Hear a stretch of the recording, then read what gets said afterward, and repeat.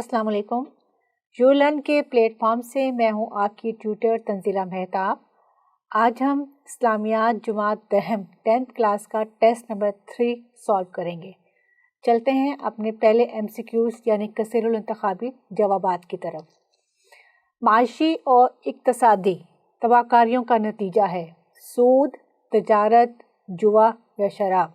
یعنی جو ہمارے اکنامیکل ایشوز ہیں یا معاشی اور اقتصادی تباہ کاریاں ہیں، جو پرابلمس ہیں، اس کی اصل وجہ کیا ہے؟ تو اس کا درست جواب ہے سود. نمبر 2، والد کی وفات کے بعد حضرت امام زید بن علی رحمۃ اللہ علیہ کس کی سرپرستی میں آ گئے؟ اپنے دادا کی، اپنے بھائی کی، اپنے چچا کی یا پھر اپنے تایا کی؟ حضرت امام زید بن علی حضرت امام زید بن عابدین کے بیٹے اور حضرت امام حسین کے پوتے تھے. آپ نے 13 سال کی عمر میں قرآن مجید میں مہارت حاصل کر لی، جس کی وجہ سے آپ کو حلیف قرآن بھی کہا جاتا ہے.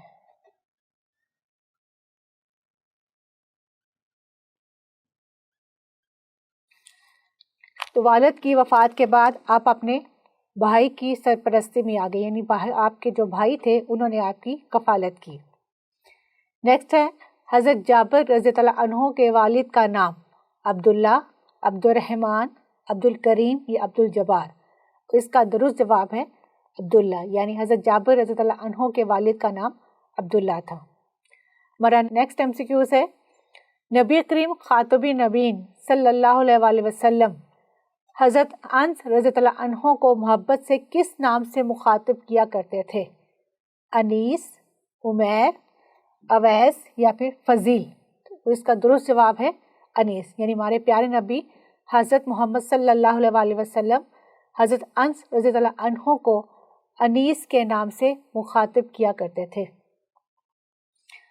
نیکسٹ ہمارا MCQs، حضرت انس بن مالک رضی اللہ عنہ کا لقب ہے خادم رسول، امین الامہ، ترجمہ قرآن یا پھر سیف اللہ؟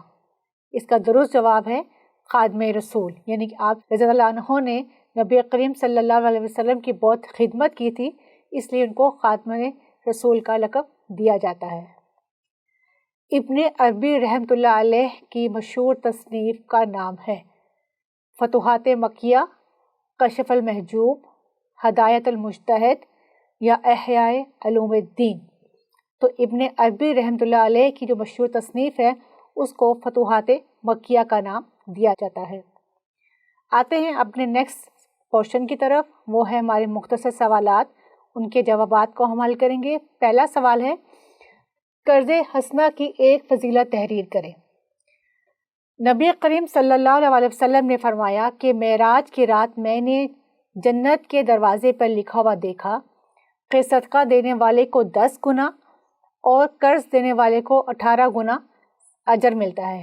اور قرض حسنہ کی ایک اچھی بات صرف یہ بھی ہے، ایک اچھی فضیلت یہ بھی ہے کہ اگر ہم کسی غریب کو قرض دیتے ہیں تو قرض حسنہ کی وجہ سے اگر ہم اس کا وہ قرض معاف کر دیں تو اس کا اجر مزید بڑھ جاتا ہے.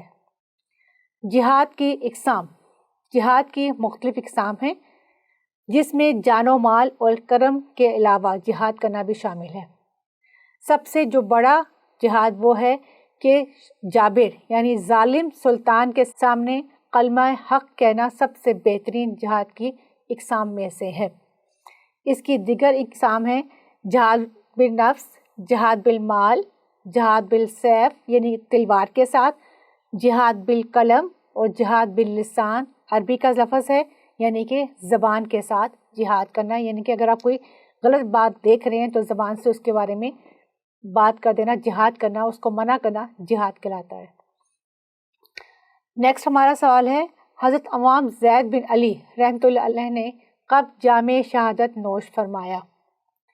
خلافت اسلامیہ کے قیام کے جدوجہد میں آپ نے 42 سال کی عمر میں یعنی 42 ایئرس کی عمر میں 122 ہجری میں جامع شہادت نوش فرمایا.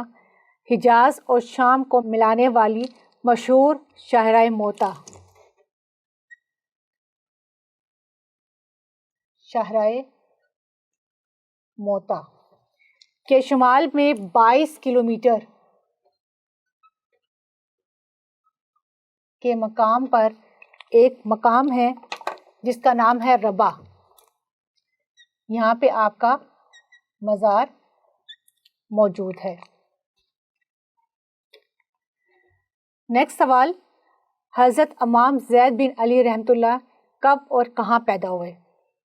تو اس کا جواب ہے کہ آپ حضرت امام زین العابدین رحمۃ اللہ علیہ کے بیٹے اور حضرت امام حسین رضی اللہ عنہ کے پوتے ہیں. آپ بیت الاطہار رضی اللہ عنہ میں سے عظیم شخصیت ہیں. آپ کی ولادت 76 ہجری کو مدینہ میں 76 ہجری مدینہ میں آپ کی ولادت ہوئی. نیکسٹ سوال ہے، نبی کریم صلی اللہ علیہ وسلم کے وصال کے وقت یعنی ان کی وفات کے وقت حضرت ام ایمن رضی اللہ عنہا کے رونے کا سبب کیا تھا؟ یعنی وہ کون سی وجہ تھی جس کی وجہ سے حضرت ایمن بہت زیادہ غمزدہ تھیں یا وہ رو رہی تھیں؟ 11 ہجری میں نبی کریم صلی اللہ علیہ وسلم نے وصال فرمایا تو حضرت ام ایمن رضی اللہ عنہا نہایت غمزدہ تھیں، بہت غمگین تھیں، بہت زیادہ رو رہی تھیں. تو حضرت ابو بکر صدیق رضی اللہ عنہ اور حضرت عمر رضی اللہ عنہ نے سمجھایا کہ نبی کریم صلی اللہ علیہ وسلم کے لیے اللہ تعالیٰ کے پاس بہتر چیز موجود ہے. تو آپ فرمانے لگیں کہ مجھے خوب معلوم ہے، لیکن میرے رونے کا سبب یہ ہے کہ اب وحی کا سلسلہ، وحی جو کہ حضرت جبرائیل علیہ السلام کے ذریعے آپ صلی اللہ علیہ وسلم کے اوپر آتی تھی، وہ منقطع ہو گئی ہے. یعنی کہ رونے کا سبب کیا تھا؟ وحی کا سلسلہ منقطع ہو جانا، رک جانا، ختم ہو جانا. آتے ہیں اپنی تفصیلی سوالات کے جوابات کی طرف. پہلا سوال ہے کہ حضرت انس بن مالک رضی اللہ عنہ کی شخصیت پر ایک آپ نے نوٹ لکھنا ہے، یعنی اس کی شخصیت کے بارے میں آپ نے وضاحت سے بات کرنی ہے، وضاحت طلب جواب لکھنا ہے. تعارف کیا ہے کہ آپ رضی اللہ عنہ کا نام انس، کنیت ابو حمزہ، نام تھا ان کا انس، کنیت تھی ابو حمزہ، اور لقب خادم رسول. یہ بھی ہم نے ایم سی کیوز میں بھی پڑھا. یعنی آپ صلی اللہ علیہ وسلم کی خدمت میں حضرت انس ہمیشہ موجود رہتے تھے، اس لیے خادم رسول کا بھی لقب پایا. آپ رضی اللہ عنہ کی والدہ حضرت ام سلیم رضی اللہ عنہ ہیں. آپ رضی اللہ عنہ کا تعلق بنو نجار سے تھا. بنو نجار یہ مدینہ کا علاقہ ہے. مدینہ کے علاقے میں ایک مشہور قبیلہ ہے جس کا نام تھا بنو نجار. قبول اسلام یعنی آپ نے کب اسلام کو قبول کیا؟ حضرت انس رضی اللہ عنہ کی والدہ نے عقبہ ثانیہ سے بیشتر دین اسلام قبول کر لیا تھا. یعنی کہ آپ نے عقبہ ثانیہ سے پہلے ہی اسلام کو قبول کر لیا تھا، لیکن آپ کے والد نے اسلام قبول نہیں کیا تھا اور وہ مدینہ چھوڑ کے وہاں سے چلے گئے تھے. محبت رسول، آپ رضی اللہ عنہ ہر سفر میں یا اکیلے بھی ہوتے تو نبی کریم صلی اللہ علیہ وسلم کے ساتھ ہی رہتے تھے. نبی کریم صلی اللہ علیہ وسلم آپ کو محبت سے انیس کہہ کے مخاطب کیا کرتے تھے. حضرت انس رضی اللہ عنہ فرماتے ہیں کہ میں نے 10 سال نبی کریم صلی اللہ علیہ وسلم کی خدمت کی، لیکن اس عرصے میں کبھی بھی ایسا نہیں ہوا کہ نبی کریم صلی اللہ علیہ وسلم آپ پر خفا ہوئے ہوں یا کبھی یہ کہا ہو کہ تم نے یہ کام کیوں نہیں کیا. یعنی آپ رضی اللہ عنہ نے کبھی بھی آپ صلی اللہ علیہ وسلم کو غصے میں نہیں دیکھا تھا. کثیر اولاد، اس میں ایک ترجمہ ہے، اے اللہ، آپ صلی اللہ علیہ وسلم نے آپ کے بارے میں فرمایا، اے اللہ انس کے مال میں اضافہ فرما اور اس کی اولاد زیادہ کر، اور جو تو نے اس کو عطا فرمایا ہے اس میں برکت دے. حضرت انس رضی اللہ عنہ کا بیان ہے کہ 2 باتیں پوری ہوئی ہیں اور تیسری بات کے وہ منتظر ہیں. یعنی 2 باتیں ان کی پوری ہو چکی ہیں اور تیسری بات کے وہ انتظار کر رہے ہیں، اس بات کے منتظر ہیں. مال کی یہ حالت تھی کہ مدینہ کے انصار مدینہ میں کوئی شخص بھی ان کے برابر کا مالدار نہ تھا. یعنی آپ بہت زیادہ مالدار تھے، اور اولاد میں اس قدر برکت تھی کہ آپ کے بیٹوں، بیٹیوں، پوتے اور پوتیوں کی تعداد 100 سے زیادہ تھی. یعنی یہ آپ صلی اللہ علیہ وسلم کی دعا کا نتیجہ تھی. تیر انداز. آپ رضی اللہ عنہ ماہر تیر انداز تھے، یعنی کہ بہت اچھی تیر اندازی کرتے تھے. تعلیم و تعلم کے علاوہ حضرت انس رضی اللہ عنہ ماہر تیر انداز بھی تھے، اور آپ رضی اللہ عنہ نے اپنے بیٹوں کو خود تیر اندازی سکھائی تھی. یعنی آپ نے کسی کی مہارت سے کی بجائے خود ان کو تیر اندازی پر فوقیت دی. سادگی. آپ رضی اللہ عنہ کی طبیعت نہایت فیاض تھی، بہت سادگی کی زندگی گزارتے تھے. آپ نہایت ملنسار اور صبر و استقامت والے تھے. گفتگو نہایت سادہ کرتے تھے اور ہمیشہ صاف الفاظ میں سچائی کے ساتھ بات کرتے تھے. ہر فکرے کو 3 بار دہراتے تھے تاکہ جو دوسرا فرد ہے وہ اس کو اچھی طرح سمجھ سکے. جب کسی کے گھر میں تشریف لے جاتے تو 3 بار اجازت طلب فرماتے تھے، اور ان کی جو غذا تھی وہ انتہائی سادہ غذا وہ تناول فرماتے تھے. نمایاں اوصاف کیا تھے؟ حضرت انس رضی اللہ عنہ کی حدیث روایت کرنے میں انتہائی اہم مقام حاصل ہے. یعنی آپ نے جو احادیث مروی ہیں، جو آپ سے احادیث، وہ ان کو بہت اہم مقام حاصل ہے. علم حدیث کی طرح آپ رضی اللہ عنہ کو علم فقہ میں بھی کمال حاصل تھا. علم فقہ سے مراد کسی بھی علم کو نہایت گہرائی سے جو اسلام کے قوانین ہیں ان کو بڑی گہرائی کے ساتھ تصدیق کے بعد اس کے ساتھ فیصلہ کرنا یا اس کو فیصلے کا حل نکالنا علم فقہ کہلاتا ہے. آپ میں رسول اللہ خاتم النبیین صلی اللہ علیہ وسلم اتباع سنت، یعنی کہ آپ صلی اللہ علیہ وسلم کی پیروی، امر بالمعروف، اچھے کام کی تلقین اور حق گوئی اور سچائی حضرت انس رضی اللہ عنہ کے نمایاں اوصاف میں شامل تھے. وفات. آپ کی وفات کب ہوئی؟ حضرت انس رضی اللہ عنہ نے 93 یعنی 93 ہجری میں وفات پائی. وفات سے پہلے آپ بیمار ہوئے. آپ رضی اللہ عنہ کے گرد شاگردوں اور عقیدت مندوں کا ہجوم رہتا تھا. یعنی ہر وقت آپ کے ارد گرد شاگرد موجود رہتے تھے تاکہ وہ آپ سے ہر وہ علم سیکھ لیں جو کہ ان کے پاس موجود تھا. اور دور اور نزدیک، یعنی قریب اور نزدیک، دور، ہر طرف سے لوگ عیادت کے لیے آپ کے پاس آتے تھے. آپ نے بصرہ میں وصال فرمانے والے صحابہ رضی اللہ عنہ میں سب سے آخری صحابہ ہیں جنہوں نے بصرہ میں انتقال کیا. ہمارا اگلا سوال ہے، جہاد کسے کہتے ہیں؟ جہاد کے اقسام. جہاد کے لغوی معنی کوشش کرنے کے ہیں، اور دینی اسلام میں اس سے مراد وہ کوشش ہے جو دین کی حفاظت اور فروغ امت مسلمہ کے دفاع کے لیے کی جائے. یعنی کہ مسلمانوں کے دفاع کے لیے جو جنگ لڑی جائے، جو کوشش کی جائے، اس کو جہاد کہتے ہیں. جہاد کی اقسام. پہلی ہے نفس کے خلاف جہاد. پہلی ہے نفس کے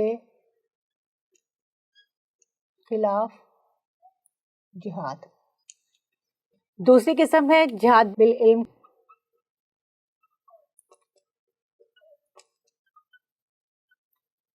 تیسری ہے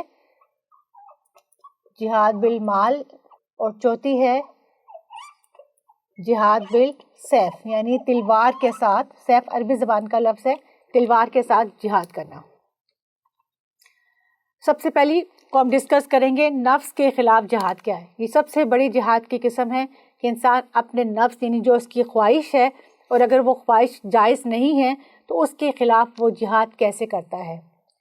اطاعت الہی سے روکنے والی پہلی قوت انسان کی اپنی خواہشات ہیں. جیسے میں نے بھی ذکر کیا کہ انسان کے اندر خواہش جاگتی ہے کبھی کبھی کوئی غلط کام کرنے کے لیے، تو اس کو اپنے آپ سے روکنے کے لیے جو تگدو ہے، جو جدوجہد ہے، اس کو جہاد کہتے ہیں.